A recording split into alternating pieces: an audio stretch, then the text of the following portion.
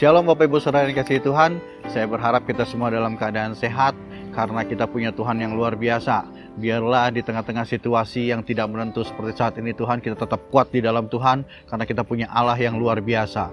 Bapak Ibu Saudara yang dikasihi Tuhan, ketika kita datang ke rumah saudara atau teman atau kerabat kita, dan ketika kita akan masuk, pasti pintu akan terlebih dahulu dibukakan bagi kita. Setelah pintu terbuka, baru kita bisa masuk ke rumah orang tersebut.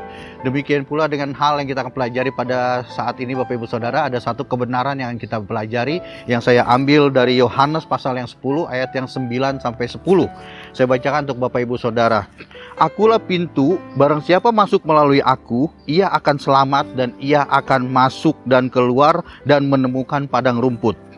Pencuri datang hanya untuk mencuri, membunuh, dan membinasakan. Aku datang supaya mereka mempunyai hidup dan mempunyainya dalam kelimpahan. Bapak Ibu Saudara, yang kita baca dari ayat tersebut dijelaskan bahwa pencuri datang hanya untuk mencuri, membunuh, dan membinasakan. Artinya ketika ketika setan itu datang ke dalam hidup kita, dia pasti akan menghancurkan seluruh kehidupan kita. Tapi kabar baiknya tuh Bapak Ibu Saudara, ada pintu yang dibukakan bagi kita dan kita akan masuk melalui pintu tersebut. Ada 3 karya yang Yesus kerjakan dalam hidup kita sebagai orang percaya Bapak Ibu Saudara. Yang pertama adalah, Yesus adalah pintu dan jalan keselamatan. Jadi Bapak Ibu Saudara, tidak ada jalan di dunia ini untuk dapat bertemu dengan Bapa selain melalui Yesus Kristus. Karena itu Alkitab bercatat, akulah jalan, kebenaran, dan hidup, dan tidak ada seorang pun yang menuju sampai kepada Bapa kalau tidak melalui aku. Itulah janji yang Yesus janjikan bagi kita. Dia bersedia untuk menjadi pintu, untuk menjadi jalan bagi kita untuk bertemu dengan Bapa. Dia yang memperdamaikan kita lewat kematiannya di kayu salib, Bapak Ibu Saudara. Yang kedua adalah, ada jaminan ikut Yesus, yaitu masuk ke padang rumput.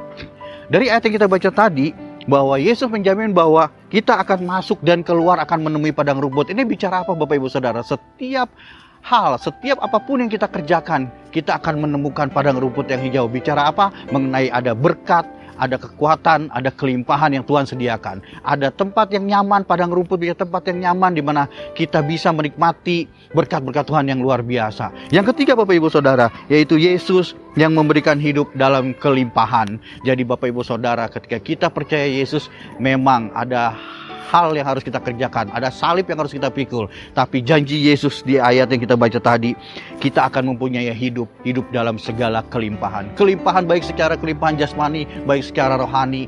Biarlah hidup kita selalu berkelimpahan di dalam Tuhan Yesus. Bapak Ibu Saudara dikasihi Tuhan, biarlah lewat hari ini kita belajar bahwa kita harus masuk melalui pintu, yaitu Yesus Kristus, dan biarlah hidup kita penuh dengan kelimpahan, karena Yesuslah jalan keselamatan dan hidup.